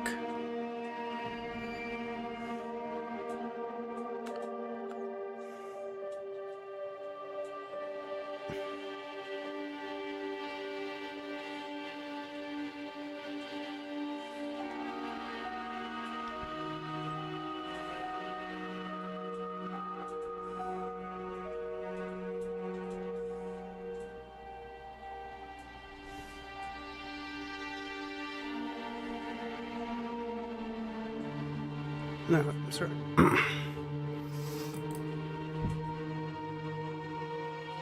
How are you? Someone call frankly. Fuck that. Are you out of your mind? Perhaps. Let's not speculate about such things. I'll just write to Madam Magician and report it to her. You're quite proficient in dealing with management, Franka chuckled. It does make sense. We know very little about real demons. Making wild guesses is just a waste of time. The handwriting from the note seems that wrote from the love incantation. It's not the same as the author of this notebook.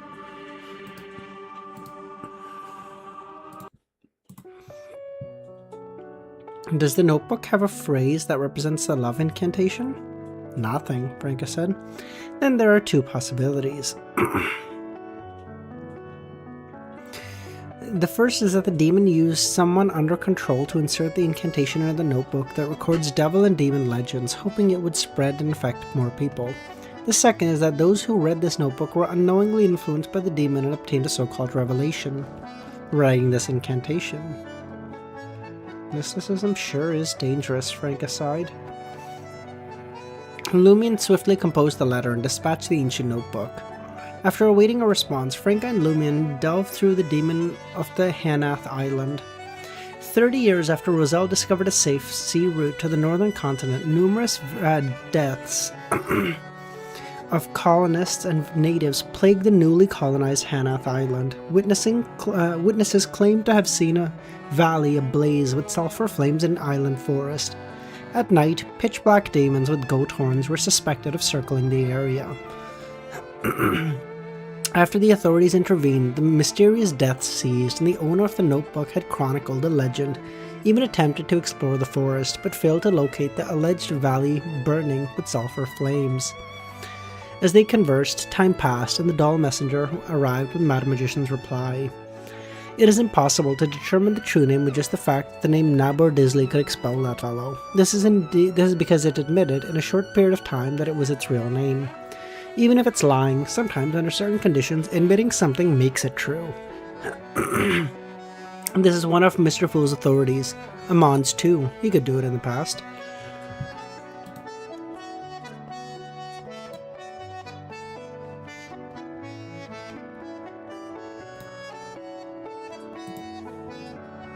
Error use, yeah. As you prayed directly to Mr. Fool and used his power to exorcise the demon, it doesn't matter if it's his real name or not. Do you understand? Trimiboris' warning was correct. You must be cautious, even if it's a false promise.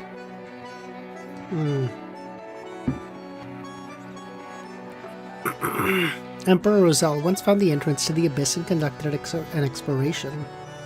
As expected of Roselle. There weren't many people Lumion praised, but Roselle was one of them. Knowing that this emperor was a transmigrator like his sister made him feel an affinity with him.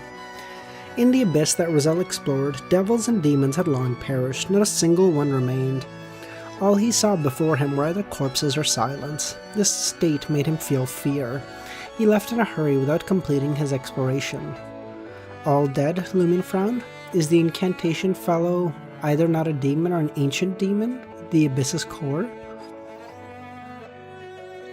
Use a human form? I assume they do. Awareness? I assume they have human forms. Even if it is an ancient demon, it may know that the abyss underwent such an abnormality. I reckon you've already grasped the gist of the abyss from the Two of Cups, so I won't delve deeper. Simply put, the demon could be a potent demon who slips out of the abyss's anomaly, or it may have roamed the northern continent before the three major devil clans held sway. It didn't pledge its allegiance to any of the ancient gods, whichever way you slice it, but dealing with an ancient devil king who's fled back to the abyss isn't something you two are capable of, let alone striking a bargain with it. You can explore the demon legend on Hanath Island if you choose, but be cautious. Remember, the abyss's corruption is potent. It can corrupt people without their awareness. Awareness, what? Oh my god, awareness mentioned W? Hold on. During this time, be vigilant for changes in your process, concepts, and emotions. If you notice something amiss, consult a psychiatrist. If you're affected by the abyss's aura from the demon, contact me or judgment. Experts skilled in purifying such influences will assist you. Avoid burdening Mr. Fool. Thinking about the name Nabordisley is okay, but refrain from writing or reading it. Madam Magician seems more inclined to believe it's a demon than something else. That's right, Franca echoed. Let's assume that fellow is a demon, but it doesn't even have a danger premonition, allowing us to complete the preparations for the spell. If we say it isn't, it can create fluctuations and trigger our desires. I was guessing that it's a secret entity possessing a grade 1 artifact of the demon pathway. Lumion thought for a moment and said maybe Madam Magician has seen more. That fellow probably doesn't have danger premonition because its true form isn't here, descending here with only a sliver of its aura and power. Or the danger resonated from Mr. Fool, so he couldn't sense it. That makes sense. Ever since we became minor arcana holders, we're increasingly come into contact with the depths of the mysticism world. Devil, how's it going, man? The Demoness sect, the Mirror World, and the War of the Four Emperors. In the past, when I read Rozel's diary, I had a feeling that that's just how the world works, but now, the contents of his diary have truly come to us. I'm getting better, Red, getting better. Still a little sick, but I'm getting there, you know. For example, a Demoness does taste pretty good, Lumion said. Think about it carefully. Did you encounter these things after becoming a minor arcana holder, or after getting to know me? Directly supporting the authors of web novel. Hey? Oh, cute. 2 days later, Lumion, Ludwig, and Lugano boarded a distant ship to pass by the Hanath Island en route to the southern continent. Lumion aimed to investigate the demon's legend and seized the opportunity to digest the Conspirer potion. The web novel replied, yep. After outsmarting the demon and banishing it, Lumion realized that his potion digestion had made significant progress. Oh shit! Oh dude, as soon as he becomes a Reaper, this shit gets so much more fun! Oh dude, when he can make fucking flame spears and stand on them and use them to fly, holy shit, we're cooking.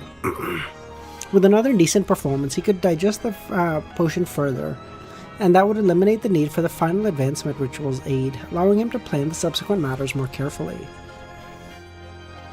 The captain, accompanied by his daughter and a favored and blessed, expressed sincere gratitude to Lumion. They watched as he ascended the gangway with his godson and servant. Once the ship set sail, one of the blessed appeared to sign relief. He's finally left, they said. And without waiting for Sayla to inquire about the reason of the sigh, the blessed turned to her. The circumstances at the scene of Floris's death indicate that this matter involved a true, high-ranking demon. Miss Sayla, it is best if you stay in the cloister for a year to avoid after effects. A year? A real demon? What kind of demon is that? It is the demon from the legends you have heard of, or something even more powerful. Sayla turned to her father. Did you guys save me from a demon? Pedro was equally surprised. He had never imagined that his daughter's situation would involve such an existence, and Louis only charged 20,000 riso, and succeeded. Pedro, having witnessed the adventure Louis Berry's strength through the colossal wave he created, now understood his power more vividly than he could have imagined. And the legend of Louis Berry, bro, I'm telling you, this motherfucker is gonna become a great old one of his pathway. Listen, I think it's a little cringy to just have him do the same thing as Klein. I do, but it's gonna be peak all the same, okay? A little cringy, but peak all the same, okay? He's gonna become a great old one of his pathway.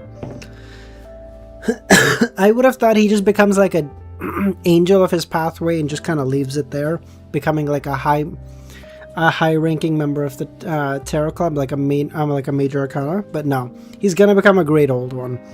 The fucking tarot club is gonna end up becoming like the Rose Redemption of this time. This is just what's gonna happen, because Klein and the demon and the Evernight are obviously on one kind of wavelength anyway, and Lumion's gonna join them. And they're gonna have like 3 great old ones, and then Adam's obviously there as well, and they're gonna go, alright, you fuckers. Maybe you didn't get the message, but Earth isn't yours to conquer. I'm telling you, this is what's gonna happen. I can see it. Cause he's doing like at every step he's mimicking what Klein went through, right? Klein dies at the end of volume 1. Lumion dies, but then you just realize like all of it was a dream. Oh, and now okay, cool.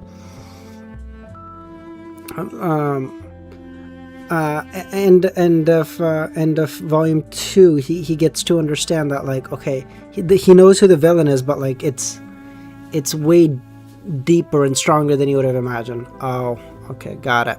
Volume 3, he is adventuring. Okay, it's volume 4 here, but like same principle. Shut the fuck up. Okay. This is just, it's gonna be the legend of Gehrman Sparrow grows, the legend of Louis Berry grows.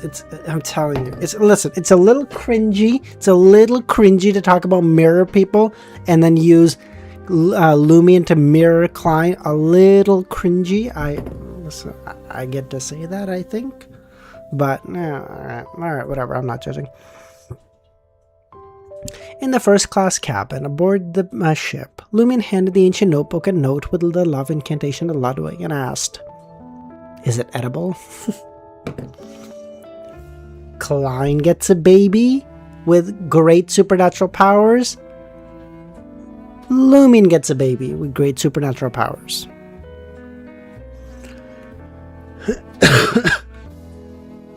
Wiz, remember the fourth pillar thing I mentioned? Oh yeah, like the reset of the universe thing. I honestly don't remember that awareness. I'm not gonna lie to you. I don't think they're gonna reset the universe, but I'm telling you, that's what's gonna be the ending of the book is just gonna be like Lumion advances to a great old one of this pathway, swatting down Medici, mirroring Klein swatting down Zaratul and Amon, I guess. And then the goddess, Klein, Adam, and Lumion are gonna just go to war with the fucking great old ones from the outside and be like, "Bro, this all you got? You guys are shit. This is it. You were gonna take my shit with this level of strength, idiots." Oh, and just steamroll them. And then this is not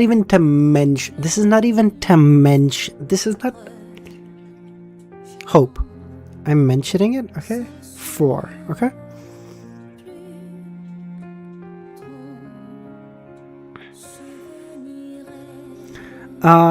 They aren't a pillar?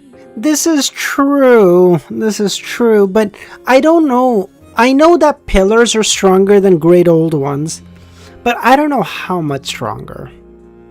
What do you think? They won't do stuff with the Western continent? I don't know. I'm sure they're going to do something. And again, I want to be clear. That's those 4. This is not even mentioning the true secret artifact that Earth possesses. I doubt we'll even need to call it. I doubt we'll even need it. The Cuttlefish might just forget. He might just not even include it. Because it's so OP, it like ruins the fucking scaling. What happens with Dog Almighty? We're not even gonna talk about Dog Almighty. Okay? It's too powerful. The other 4 can just sit it out. But we're gonna leave that. It's too powerful. It just, the Dog Almighty, true power rests in the shadows. You know, like adjusting stuff little by little, like a true spectator. We're not even gonna talk about that. Okay? It's too powerful. It ruins scaling.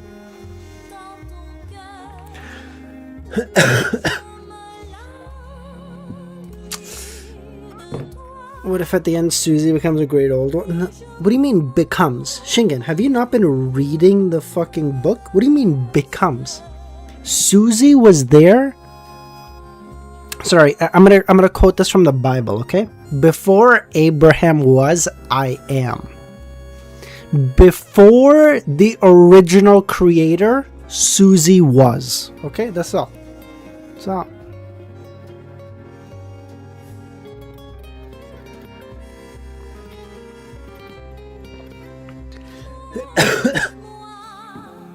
made an error. Yeah, idiot. I'm sorry. Okay, guys, that's it. Breathe the air. Alright, guys, we'll call it there, okay? Alright, good stream. Shingen, if you're new here, consider joining our Discord, link in the description just to know when I go live. But that's it, guys. I'll catch y'all tomorrow, okay? We'll stream, probably day stream tomorrow around same time, maybe a little earlier tomorrow. Alright, we'll see. Alright, that's it. Bye, boys.